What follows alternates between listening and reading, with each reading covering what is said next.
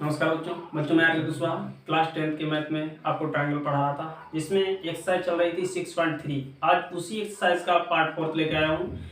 तो इस पार्ट में हम बहुत इंपॉर्टेंट क्वेश्चन लेने वाले हैं और इसके जितने पार्ट 1, 2, 3 इस वीडियो के नीचे हमने डिस्कशन में उनका लिंक दे दिया है। आप उन्हें भी देख लीजिएगा, अच्छे से समझ में आएगा। तो इस लेक्चर में बहुत इंपॉर्टेंट क्वेश्चन लेने वाले हैं बच्चों, और हमें पता है कि आप लोगों को ट्रायंगल चैप्टर थोड़ा हार्ड लगता है, लेकिन मैं आपसे वादा करता हूँ इस तरीके से आपको पढ़ाऊंगा मेरे बच्चों कि आप जिंदगी में इसे भुलाने से नहीं भूल पाओगे। तो चलिए स्टार्ट करते हैं। तो क्वेश्चन स्क्रीन पे हमने लिख भी दिया है और एक्सरसाइज 6.3 है बच्चों, देखना जरा एक्सरसाइज 6.3। तो इसमें क्वेश्चन नंबर आज हम 6 पढ़ाएंगे और आप देख भी लेना पेज नंबर 154 पर। कहता है कि त्रिभुज ए बी सर्वांगसम त्रिभुज ए सी डी, तो सिद्ध करना है कि त्रिभुज ए डी समरूप त्रिभुज ए बी सी। ठीक बच्चों, ये क्वेश्चन है और यहाँ पर हमने डायग्राम शो किया है, यानी त्रिभुज ए बी सर्वांगसम त्रिभुज ए सी डी, तो दर्शाइए कि त्रिभुज ए डी समरूप त्रिभुज ए बी सी। बहुत इंपॉर्टेंट है क्वेश्चन ये बच्चों, बहुत ज्यादा इंपॉर्टेंट है, याद रखना। तो हम क्या करेंगे बच्चों, ध्यान से देखना इस चीज को। तो सबसे पहले हम लिखेंगे हेडिंग, आप लोग लगाना ज्ञात है। इसमें ओनली वही चीज लिखेंगे जो त्रिभुज में गिवन है। ठीक, हम क्या लिख देंगे, त्रिभुज ए बी सर्वांगसम त्रिभुज ए सी डी, ये बच्चों हमें ज्ञात है इस ट्रायंगल में। उसके बाद हम लिखेंगे सिद्ध करना है या दर्शाना है। सिद्ध करना है बच्चों, क्या सिद्ध करना है, त्रिभुज ए डी समरूप त्रिभुज ए बी सी। ठीक बच्चों, इस चीज को हमें प्रूव करना है। हेडिंग लगाएंगे प्रूफ। देखना बच्चों, हम लिखेंगे चूंकि त्रिभुज ए बी सर्वांगसम त्रिभुज ए सी डी। बच्चों देखना, त्रिभुज ए बी कौन सा है, देखिए हम जैसे मार्कर आपको चला रहे हैं, त्रिभुज ए बी, ए फिर बी और फिर ये ई, इस टाइप से। ये बच्चों त्रिभुज इतना है, ठीक, इस पे मार्कर चला रहे हैं। ठीक, इस टाइप से चला दें, ये वाला त्रिभुज, ये वाला, ये ए बी, ये पहला त्रिभुज है। उसका दूसरा त्रिभुज है बच्चों ए सी डी, कौन सा है, देखना जरा ध्यान से, ए और सी और डी और फिर ये। ठीक बच्चों, एक चीज आपको पता होना चाहिए और हम पिछले लेक्चर में बता भी चुके हैं, जिसका लिंक हमने इस वीडियो के नीचे डिस्क्रिप्शन में दे दिया। हमने बताया था कि अगर कोई त्रिभुज सर्वांगसम है तो याद रखना बच्चों, इनकी भुजाओं का अनुपात समान होता है, यानी आपस में भुजाएं जो होती हैं वो हमेशा समान अनुपात में होती हैं, या यूं कह लें। और इन त्रिभुजों का जो एंगल्स होते हैं वो भी आपस में समान होते हैं। तो अगर बच्चों ये दोनों त्रिभुज समरूप हैं, इनका मतलब इनकी भुजाओं का अनुपात समान होगा। तो अगर बच्चों एक चीज देखना, अगर हम बात करें त्रिभुज ए बी, त्रिभुज ए बी ई में हमारी भुजा कौन सी रहेगी बताओ, A B E, A B और ई, यानी एक भुजा हमारी रहेगी ए बी बच्चों, क्या रहेगी, ए बी। अगर हमने इस वाले त्रिभुज की भुजा ए बी ली तो जाहिर सी बात है, अगर मैं ए सी डी की बात करूं बच्चों, तो ए सी डी कौन सा है, ए और सी और डी। तो इस वाले त्रिभुज की भुजा हम कौन सी लेंगे बच्चों, ए सी डी लेंगे, ये वाली भुजा लेंगे। ठीक, ये वाली, क्योंकि हमने इसकी ए बी ली तो उसकी हम ए सी डी लेंगे। तो ए बी बटे ए सी बराबर होगा इस वाले त्रिभुज की कौन सी बच्चों, ए बी ई। देखना, ए बी, ए और बी और ई। अब हम इस वाले की एक भुजा लेंगे बच्चों ए ई, कौन सी, ये वाली भुजा लेंगे, ये वाली भुजा ए ई। तो हमने इसकी भुजा बच्चों अगर ए ई ली तो हम इसकी भुजा, इस वाले की भुजा कौन सी लेंगे, ए सी डी। देखना जरा ध्यान से, ए सी और डी, तो हम इसकी भुजा बच्चों ये वाली, उसी हम उसी कैटेगरी वाली भुजा लेंगे, उसी कंडीशन वाली। ठीक, तो ए डी, यानी अगर बच्चों त्रिभुज सर्वांगसम है तो उनकी भुजाओं का अनुपात बराबर होगा। तो बच्चों यहाँ हम इसे ऐसे लिखते हैं, जैसे ए सी इधर जाएगी, ए इधर आएगी, तो हम लिख सकते हैं A B upon A E equal to A C upon A D. ठीक, इसे हम लाते हैं, हमें सिद्ध करना है ए डी त्रिभुज ए डी समरूप त्रिभुज ए बी सी, हम यही लिखेंगे। अब त्रिभुज ए डी तथा त्रिभुज ए बी सी में बच्चों, तो ए डी ये कौन सा बच्चों, ऊपर वाला है, ये वाला है ए डी, और ए बी सी कौन सा है, ये पूरा त्रिभुज है। तो जो ए डी जो है ए डी, देखना एक चीज, इन दोनों त्रिभुजों में बच्चों अगर हम नाम बोल रहे हैं ए डी ई, मेरे मुंह से एंगल ए निकला, ए बी सी, फिर एंगल ए निकला है ना, एंगल ए हम रिपीट कर रहे हैं, यहाँ से भी क्लियर है ए डी ए और ए, इससे भी ट्रिक से भी समझो पता लगा है।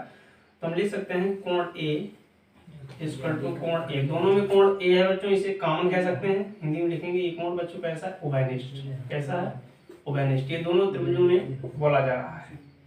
उसके बाद A B upon A equal to A C upon A D, इसको हम लिख देंगे समीकरण 1 से, हमने इसे प्रूव कर दिया समीकरण 1 से, ठीक, क्योंकि इन दो त्रिभुजों में, क्योंकि हमने क्या लिखा ए बी, इसकी भुजा अगर ए बी ली तो इस वाले की हमने ए ही ले ली, इसकी बच्चों अगर हमने भुजा समझो ए सी ली तो इसकी ए डी ले ली, तो हम कहेंगे कि ये वाले जो त्रिभुज है त्रिभुज ए डी समरूप त्रिभुज ए सी ए बी सी, रीजन क्या है बच्चों, side angle side, side angle side similarity,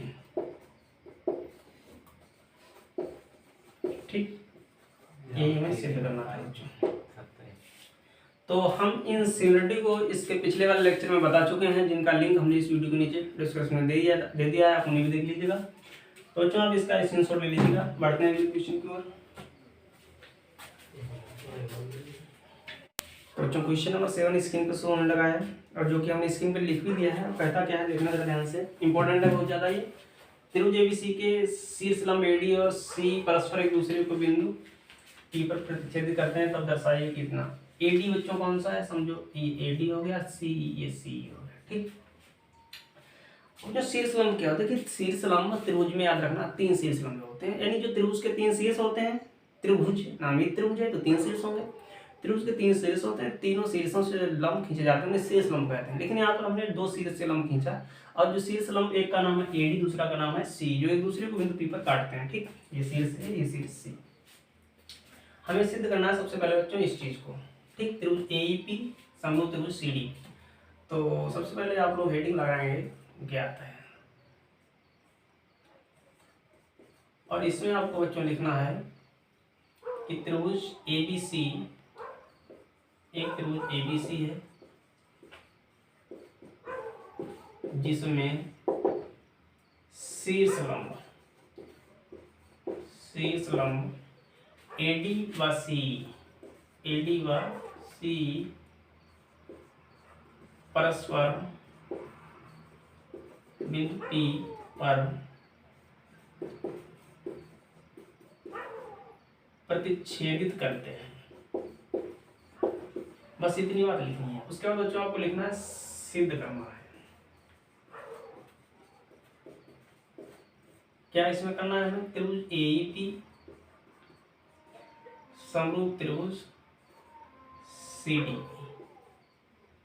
उसके बाद हमें लिखना है प्रूफ। तो प्रूफ में बच्चों यही लिखेंगे, त्रिभुज एईपी तथा त्रिभुज सीडीपी में, एईपी तथा त्रिभुज सीडीपी में। बच्चों अब देखिए, हम पिछले वाले लेक्चर में बता चुके हैं कि त्रिभुज बच्चों किन किन कंडीशंस में सिमिलर होते हैं, वो याद रखना। 4 कंडीशंस होती हैं, 4 कंडीशन होती हैं। पहली क्या है बच्चों कि अगर आपको तीनों एंगल समान मिल जाए, दूसरी है अगर डबल एंगल समान मिल जाए किन्हीं 2 त्रिभुज में, तीसरी है तीनों साइड सेम मिल जाए, और चौथी है साइड एंगल साइड मिल जाए। अगर बच्चों इन 4 कंडीशंस में आपको अगर कोई 2 कंडीशंस मिल जाती हैं, तो याद रखना वे दोनों त्रिभुज सिमिलर होंगे। तो हमें जब भी कभी ऐसा क्वेश्चन आ जाए, सिद्ध कीजिए कि 2 त्रिभुज समरूप हैं, सिमिलर हैं, तो आपको याद रखना, आपको अपने माइंड में सिर्फ एक चीज बिठा के रखना कि हमें इन 4 कंडीशंस में से कोई एक कंडीशन सिलेक्ट करनी है, यानी इन मतलब 4 में से किसी एक कंडीशन की खोज करनी है, बस उससे मैच करेंगे कैसे क्या होगा, ठीक। तो बस मेरा टारगेट यही रहेगा कि इन चारों में से कोई एक कंडीशन हमें मिल जाए। तो त्रिभुज तो हमारा एईपी और सीडीपी है बच्चों, एईपी कौन सा है, ये वाला है, और सीडीपी कौन सा है, ये वाला है, ठीक। ये जो यहाँ पर चिन्ह बने 90 को शो करते हैं, किसको, 90 को, याद रखना 90 को शो करते हैं।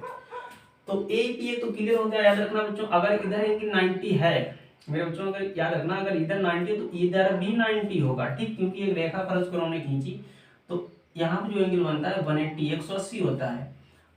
यहाँ से लंब खींचते हैं बच्चों, तो अगर ये 90 है ना, तो इधर भी 90 होगा, तो इधर 90 तो इधर 90। उसी टाइप से बच्चों ये वाला 90, तो हम कहेंगे एक तो हमें एंगल मिल गया। AEP में अगर हम बच्चों इस वाले त्रिभुज का नामकरण करें, नोमेनक्लेचर करें इस वाले एंगल का, तो हम कैसे लिखेंगे पता, AEP या PEA, मतलब जिस एंगल को हम सिलेक्ट करते हैं उस एंगल को हमें बीच में रखना है, याद रखना, बीच में, ठीक। और बाउंडेशन कहां से कहां तक, AEP या PEA, इसी क्लियर होता है कि सिर्फ इन्हीं रेखाओं के बीच अंदर वाला पोर्शन क्लियर किया जा रहा है। तो अगर हम कोण E को लिखेंगे तो हम बच्चों लिखेंगे AEP बराबर, इस वाले का नामकरण करो, या तो CDP या PDC, तो बच्चों लिख देंगे CDP। समरूप है, रीजन क्या है भाई लिख दो, प्रत्येक समकोण, समकोण माने 90 डिग्री। उसके बाद बच्चों ये वाला जो एंगल है, ये वाला एंगल, इसे हम कहते हैं शीर्षाभिमुख कोण, याद रखना। ऐसी कंडीशन में अगर कोई आपको एंगल मिल जाए तो इस शीर्ष वर्टिकल अपोजिट एंगल, यानी अगर हम नामकरण करें तो हम उसका लिखेंगे CPD या DPC और बराबर बच्चों हो जाएगा EPA। क्यों बराबर है, लिख दो, शीर्षाभिमुख कोण, शीर्षाभिमुख कोण। तो हम कह सकते हैं कि इसलिए त्रिभुज AEP समरूप त्रिभुज CDP समरूप है बच्चों। क्यों है, तो लिख सकते हैं एंगल सिमिलरिटी, यानी एंगल समरूपता से बच्चों, यही हमें सिद्ध करना था, ठीक। कुछ नहीं बच्चों, बस इतना लिखना है। अब बात करते हैं दूसरे वाले क्वेश्चन की। तो बच्चों हमें दूसरा इसमें क्या प्रूव करना है, देखना जरा ध्यान से। दूसरा है बच्चों इसमें त्रिभुज ABD समरूप त्रिभुज CBE, इस चीज को हमें प्रूव करना है। तो बस यही हम लिखेंगे यहाँ पर, हम क्या लिख देंगे, इसी त्रिभुज को सिलेक्ट करेंगे, त्रिभुज ABD व त्रिभुज CBE में, ठीक बच्चों। अब देखिए त्रिभुज ABD, देखना त्रिभुज ABD कौन सा है, ABD ये वाला पूरा है, त्रिभुज CBE ये वाला है। तो इसका मतलब अगर हम सबसे पहले दो एंगल देखेंगे कौन से मिल रहे हैं, ABD यानी ये वाला एंगल 90 है, CBE यानी ये वाला एंगल 90 है। तो इसका नामकरण पहले हम लिखें तो हम लिखेंगे कोण ADB इक्वल टू कोण CEB, ठीक। जो 90 है उसी बीच में रखते हैं, प्रत्येक समकोण है, प्रत्येक समकोण। उसके बाद बच्चों देखिए B ऐसे भी चाहो आप पहचान सकते हो, इसमें भी B इसमें भी B, इसका मतलब B एंगल सेम है। तो है कैसे, देखना CBE और ABD, हम इसको डबल बोल रहे हैं ना दो बार, तो इसका मतलब कोण B इक्वल टू कोण B, जो कॉमन आ जाए उसे हम कहते हैं उभयनिष्ठ बच्चों। इस वजह से त्रिभुज ABD समरूप त्रिभुज CBE समरूप है। रीजन क्या है बच्चों, एंगल समरूपता यानी सिमिलरिटी से, ठीक।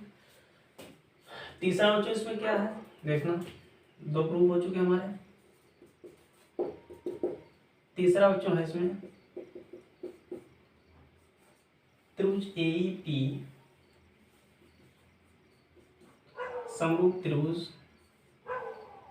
ADB। हमें सिद्ध करना है त्रिभुज समरूप है, तो बस फिर हम लिखेंगे त्रिभुज AEP व त्रिभुज ADB में, ठीक। अब देखिए त्रिभुज AEP कौन सा है बच्चों, देखना ध्यान से, AEP यानी ये वाला, और ADB यानी ये वाला, ठीक। तो ये तो क्लियर है बच्चों, ये वाला एंगल 90 है, इसका नाम क्या हो जाएगा AEP, और ADB में ये वाला एंगल 90 है, कोण ADB, प्रत्येक समकोण। उसके बाद बच्चों AEP और ADB, देखिए यहाँ पर हम ए एंगल को डबल बोल रहे हैं, AEP और यहाँ पर भी AA, तो इसका मतलब एंगल कॉमन होना चाहिए। तो इसका बच्चों अगर हम नाम लिखें तो इसमें नाम क्या रहेगा, इस वाले में एंगल में नाम रहेगा APAE या EAP। EAP बराबर होगा, ये इस वाले के हिसाब से, अगर मैं इस वाले के हिसाब से नाम लिखूँ तो बच्चों BAD क्या हो जाएगा, BAD। अब ये कैसे ओवेनिस्ट बच्चों, कैसा है ये ओवेनिस्ट, दोनों में काम हो गया ना, तो हम कहेंगे इसलिए त्रिभुज AEP समरूप त्रिभुज ADB समरूप है बच्चों, क्यों है तो लिख देंगे एंगल एंगल सिमिलरिटी, ये भी सिद्ध हो गया। ठीक, तो बच्चों आप लोग इसका स्क्रीनशॉट ले लीजिएगा, मिटा दीजिए, 2 बच्चे हैं वो भी सिद्ध करना है। तो बच्चों 14 में सिद्ध करना है, क्या सिद्ध करना है, त्रिभुज PDC समरूप त्रिभुज BEC लिखेंगे।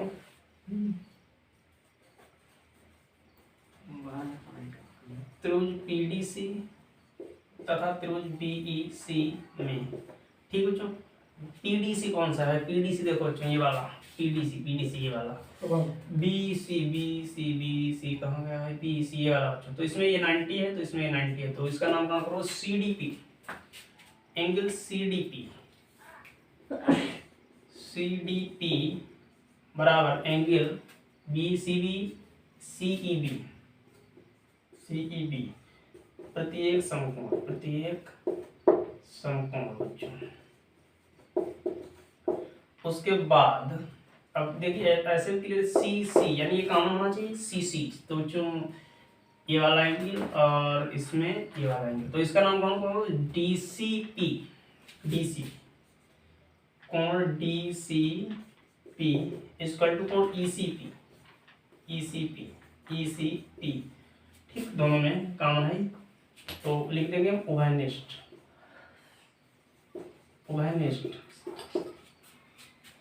तो इसलिए त्रिभुज PDC समरूप त्रिभुज BEC, बच्चों ये समरूप है, रीजन क्या है, एंगल समरूपता से, बस बच्चों सिद्ध हो गया। तो बच्चों आज के लिए इतना ही, अगर वीडियो अच्छा लगा हो तो प्लीज़ वीडियो को लाइक करना, और चैनल पर नए हैं तो चैनल को सब्सक्राइब जरूर कर लेना, जिससे कि हम वीडियो अपलोड करेंगे तो सबसे पहले आपके पास इसका नोटिफिकेशन आएगा। तो कमेंट में जरूर बताना वीडियो कैसा लगा, और अब कमेंट में ये बताना अब आगे हम किस लेक्चर पर वीडियो बनाएं। ये तो मतलब पढ़ा ही रहे हैं, ट्रायंगल तो ख़त्म ही कर देंगे, लेकिन आगे बताना किस लेक्चर का मतलब वीडियो बनाएं। तो आज के लिए इतना ही, थैंक्स फॉर वॉचिंग।